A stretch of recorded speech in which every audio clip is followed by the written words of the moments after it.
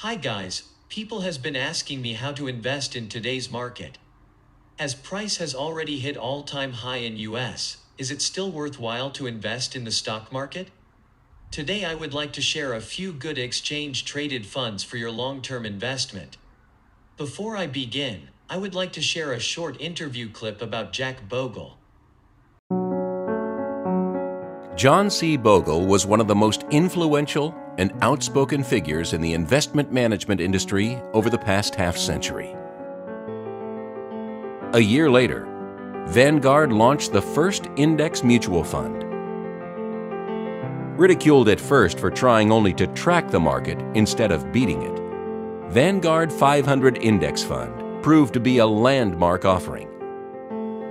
It took several decades, but the fund demonstrated the merits of indexing and unleashed a tidal wave of money into low-cost index funds. Articles have shown that active fund managers trailed the S&P 500 for the 9th year in a row. After 10 years, 85% of the large cap funds underperform the S&P 500, and after 15 years, nearly 92% are trailing the index. As such, the first ETF I want to introduce is the Vanguard S and P 500 ETF, ticker VOO. This ETF invests in 500 of the largest companies in US.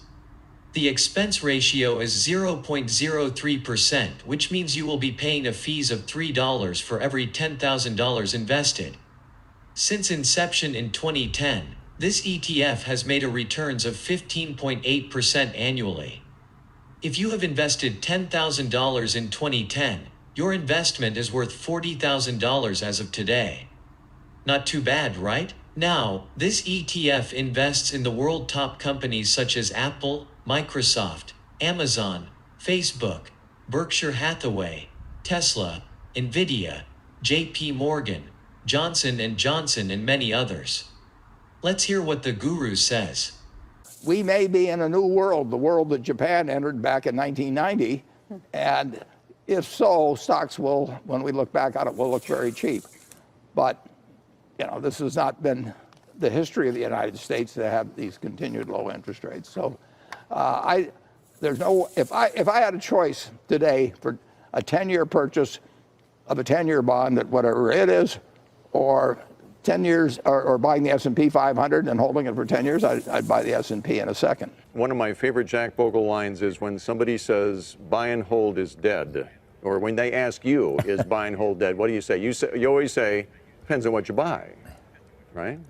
Well, yeah, buy and hold for a stock is one thing.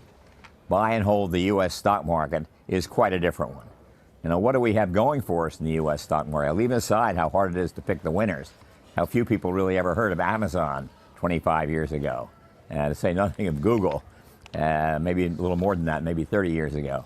So if you hold the stock market, you will, not to be corny, Bill, but you will grow with America.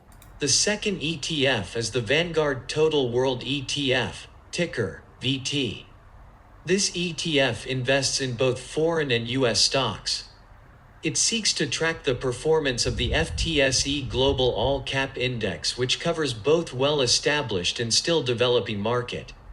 The expense ratio is 0.08%, which means you will be paying $8 for an invested amount of $10,000.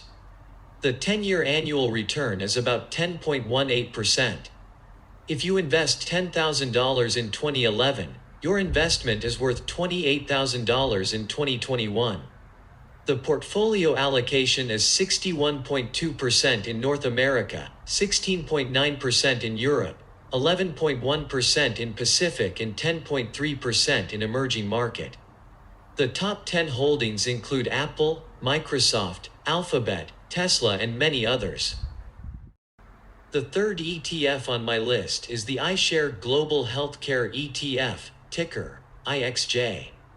Healthcare is definitely one of the very important sectors as people grow old and get sick. This ETF invests in pharmaceutical, biotechnology, and medical devices companies around the world. The expense ratio is 0.43%, which means you will be paying $43 for an invested amount of $10,000. The 10-year return is 13.1%. If you invest $10,000 into this ETF in 2011, your investment will be worth more than $40,000 today.